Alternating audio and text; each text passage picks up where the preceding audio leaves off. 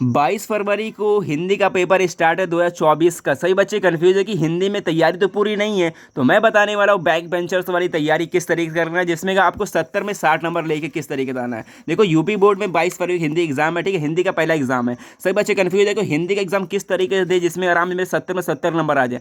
मैं यहाँ बताने वाला हूँ, अगर तुमने कुछ भी पढ़ा है ना, कुछ भी कम पढ़ा है, बहुत नहीं पढ़ा है, तो आराम से तुम 60 नंबर लेके आ सकते हो। अगर जिन्होंने थोड़ा वो पढ़ा है, पूरा 70 में 65 नंबर लेके आने वाले, 70 से 65 नंबर लेके आने वाले हो, बहुत ही सिंपल तरीका बताने वाले हो, बैक बेंचर्स वाला तरीका। ठीक है ना, आप ना बोर्ड एग्जाम में कम से कम 2 से 3 कॉपी भर के आने वाले हो। इतना बेहतरीन तरीका बताने वाला हूँ। हिंदी का जो 1 से 2 कॉपी भर के आने वाले हो, बहुत ही तगड़ा तरीका बताने वाला हूँ, जिससे कि आपको देखो हिंदी में 70 नंबर का पेपर आता है। 10th क्लास वाले को 12th क्लास 100 नंबर का आता है। मैं यहाँ पे 10th क्लास बताने कौन कौन से टॉपिक है, जो मेन टॉपिक है आपको ये पढ़ लेते हो। अगर पढ़ नहीं किया तुम आधे घंटे पेपर पढ़ लेते हो ना, आधा घंटा पहले ये पेपर पढ़ लेते हो, तो आराम से तुम 70 में 60 नंबर लेके आने वाले हो। बहुत ही खतरनाक तरीका है ये। देखो आप हिंदी में कुछ होता ही नहीं, इतना हिंदी हलवा होता है। हलवा देखिए ना क्या होता है, हलवा मुंह में डालो खत्म। वही चाहिए, वही तरीका होता है हिंदी में पास करना। हिंदी कुछ नहीं होता। बहुत बच्चे कंफ्यूज होते हैं हिंदी किस तरीके से पास करना, हिंदी में क्या याद करना, हिंदी किस तरीके से पढ़ना। हिंदी में कुछ आता ही नहीं है। 10th क्लास वाले हिंदी इतनी आसान है, देख सकते हो। 70 में 23 नंबर पासिंग मार्क्स होता है। मैं यहाँ पे पासिंग मार्क्स नहीं, कम से कम 60 नंबर लेके आने वाला हूँ। ठीक है ना, 60 नंबर। बस आपकी राइटिंग बढ़िया होना चाहिए और हल्का बहुत थोड़ा पढ़े हो ना, पढ़ना आना चाहिए। बहुत ही अच्छे तरीके से आपके लेके आने वाले हो। देखो पहले टॉपिक कौन सा होता है 60 नंबर का। 60 नंबर टॉपिक देखो कौन कौन सा है, बहुत ही सिंपल टॉपिक है। अगर तुम इसको पढ़ लेते हो, देखो पहले 20 नंबर का एमसीक्यू क्वेश्चंस आएंगे, जो कि ओमार शीट मिलेगा, उसमें भरना होगा एमसीक्यू क्वेश्चन। 20 बहुविकल्पी प्रश्न आएंगे। आप अगर मॉडल पेपर देखो ना, इसमें 20 एमसीक्यू क्वेश्चन यहाँ पे दिए हुए हैं। यहाँ पर इसको देखो, बहुत सिंपल से पढ़ा हुआ क्वेश्चन होता है। देखो क्या कह रहा है, हास्य रस का स्थायी भाव क्या होता है, सबको पता है हास होता है। बहुत ही सिंपल सिंपल होता है। इसे पूछता है कि महादेव वर्मा की मतलब रचना कौन सी है, कौन सी नहीं है, कौन सी नहीं है। देखो युगांत, निहार, ये सब दीपशिखा भी है, ये भी है, और ये वाली नहीं है, देखो युगांत नहीं है, इसको सब सही कर दोगे। बहुत ही सिंपल सिंपल आता है, इस तरीके से कर सकते हो। यहाँ पर 20 एमसीक्यू क्वेश्चन कर लेगा। अगर मान लो तुमको नहीं भी आता, टुक्का मार दो, कम से कम 15 क्वेश्चन कर लोगे। और लास्ट में ये बताने वाले हो इस क्वेश्चन को तैयार कहाँ से करना है। बहुत ही सिंपल, बहुत ही मोस्ट इंपॉर्टेंट क्वेश्चन बताने वाले हो, कहाँ से इसको तैयार करना है। ठीक है, 20 क्वेश्चन यहाँ ले कर लेगा। और देखो 10 नंबर का होता है जीवन परिचय। देखो जीवन परिचय मोस्ट इंपॉर्टेंट तरीका होता है। अगर तुम्हें कॉपी का सबसे मेन पार्ट होता है वो जीवन परिचय। अगर तुमने जीवन परिचय सही से लिखा है तो एग्जामर समझ जाएगा बंदा पढ़ने वाला है। ठीक है, इसको जीवन परिचय लिखना किस तरीके से, ये देख लो किस तरीके लिखना है। सबसे बेस्ट तरीका जो है लिखने का ये होता है जीवन परिचय।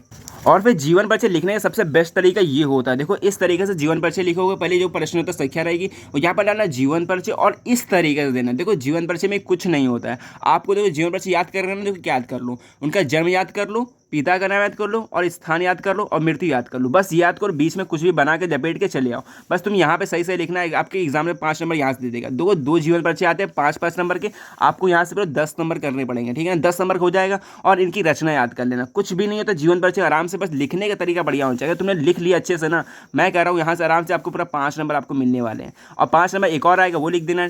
ठीक है ना, 2 आएगा गद्यांश में, एक पद्य में आएगा। 2 आपको यहाँ पर जीवन परिचय लिखना होगा। बहुत ही सिंपल होता है लिखने तरीका, मैंने बता चुका किस तरीके लिखना है आपको कॉपी में। और देखो 10 नंबर का आता है गद्यांश पद्यांश। ये भी बहुत इंपॉर्टेंट है। गद्यांश पद्यांश किससे लिखना है, ये भी बहुत इंपॉर्टेंट है। देखो इसको गद्यांश पद्यांश से कुछ नहीं होता है, आपको ना यहाँ पे संदर्भ व्याख्या लिखनी होती है। देखो किस तरीके से, देखो इस तरीके से गद्यांश पद्यांश लिखना होता है। देखो 6-6 नंबर का 12 नंबर क्वेश्चन आता है। मान लो तुम यहाँ पर 10 नंबर लेके आते हो, बना के लिखो, 10 नंबर आराम से मिलेंगे यहाँ पर। देखो यहाँ पर क्या है, एक आएगा 6 नंबर के, यहाँ पर 2-2 नंबर क्वेश्चन होंगे। कह रहा है यहाँ पर आपको ये गद्यांश दे देगा। उसकी क्या आएगा कि तुम यहाँ पर श्लोक लिखो, लिखो संदर्भ लिखो। यहाँ तुम संदर्भ हेडिंग डालोगे, और किस चैप्टर से लेके चैप्टर याद करना है, उसके लेखक याद करना है। बस तुम्हें ये देखना कौन सा चैप्टर था, कौन लेखक है। और बाकी तुम व्याख्या तुम बना कर लेना, जो ऊपर रेखांकित होगी उसको व्याख्या लिख देना। और उसी में एक क्वेश्चन एक और उसी में क्वेश्चन में होता है, क्वेश्चन में क्वेश्चन एक और होता है। ये पर बस 1-2 क्वेश्चन आता है, यहाँ पर ये कर लो। यहाँ पर पूरा तुम्हें 6 नंबर मिल जाएंगे। इसी तरीके एक और आएगा जो पद्यांश में होता है, 2 होता है। जैसे दूसरा ये हो गया, दूसरा यहाँ पर ये हो गया, ये पूछे सूरदास का इसलिए क्या, या सूरदास से, मतलब इस तरीके से लिखोगे। यहाँ पे व्याख्या, यहाँ पर मधुकर शब्द का अर्थ बताना, तो यहाँ पर मधुकर शब्द का अर्थ उद्धार है। ठीक है, उद्धव है, यहाँ पर इस तरीके बताओगे।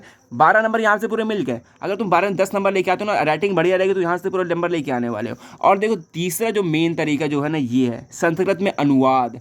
संस्कृत में अनुवाद देखो इसी तरीके से, जस्ट सेम गद्यांश पद्यांश जैसे आता है ना, वैसे ही एक अनुवाद भी आता है। अनुवाद तुम नहीं पढ़े हो ना, मान लो सिर्फ चैप्टर का नाम याद कर लो, स्टार्टिंग के 2 चैप्टर। ठीक है ना, ऐसे तुम यहाँ पे गद्यांश पद्यांश पढ़ लो, गद्यांश पद्यांश के स्टार्टिंग के 2 चैप्टर सिर्फ पढ़ लो। मैं नहीं कहता रट्टा मार लो, बस जो लेखक का नाम और उसके रचना का नाम याद कर लो। ऐसे अनुवाद में क्या होता है, अनुवाद में कुछ नहीं होता, सिर्फ पाठ का नाम याद करना पड़ता है। अगर तुमने पाठ का नाम याद कर लिया, और देखो अगर पाठ का नाम याद है और अनुवाद किस तरीके जो सर्व संस्कृत में लिखा होता है अनुवाद, उसको अनुवाद करना होता है। तुमने अनुवाद थोड़ा बना के भी कर लिया ना, आराम 10 में तुम्हें 8 नंबर मिल जाएंगे, 8 नहीं तो 6 नंबर तो मिलेंगे अगर बना के लिया। और हल्का वो पढ़ लिया तो पूरे 10 नंबर में 10 नंबर लेके जाने वाले, मौज काटने वाले पूरे और पेपर में। और देखो 10 नंबर का आता है निबंध और पत्र, दोनों मिला के निबंध पत्र का 12 नंबर का आता है, 12 से 14 नंबर का।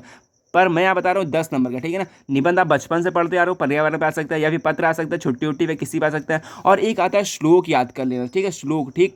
अगर तुम एक श्लोक याद कर लेते हो, 2 नंबर का श्लोक आता है, और 3 नंबर का आता है खंड काव्य आता है। खंड काव्य बहुत सिंपल होता है, इसको लिखना किस तरीके, ये भी देख लो कौन से किस तरीके से खंड काव्य लिखना होता है। खंड काव्य सबके स्टेट में अलग अलग आता है, सबके देखो किसी भी ज्योति द्वारा आता है, किसी मुक्ति जगह आता है। और इस तरीके से आपको एक खंड काव्य लिख देना, यहाँ पे लिखा ना खंड काव्य, कोई से भी आए, बस आपको हेडिंग बाय हेडिंग लिखना। तुम निबंध लिख रहे हो, कुछ भी लिखना, हेडिंग बाय हेडिंग लिखोगे, एग्जामर को लगेगा हाँ बंदा पढ़ने वाला है, एग्जामर तो स्टूडेंट पढ़ने वाला है, उसको पूरे नंबर दे देगा, 1 नंबर भी काटेगा तो नहीं, ठीक है ना। इसे यहाँ लिखा ज्योति जवाहर, यहाँ पर दिख रहा है ना नायक का चरित्र चित्रण। इस तरीके हेडिंग में हेडिंग, बीच में काला पेन, इस तरह यूज़ करना है। कम से कम 2 पेज में लिखना है। 3 नंबर का होता है खंड का, यहाँ से 5 नंबर बन गए, पूरे के पूरे यहाँ पे 65 नंबर का मैंने बता दिया, ठीक है ना। अगर तुम 65 नंबर लेके आते हो ना, बहुत है, आपके 95% बनते हैं, ठीक है ना। बस हल्की से तैयारी कर लेना। अब देखो तुम्हें मान लो लास्ट टाइम में तुम तैयारी करने बैठ रहे हो, तो कहाँ से तैयारी करना है, क्वेश्चन बैंक सबसे मोस्ट तरीका होता है, क्वेश्चन बैंक, ठीक है ना।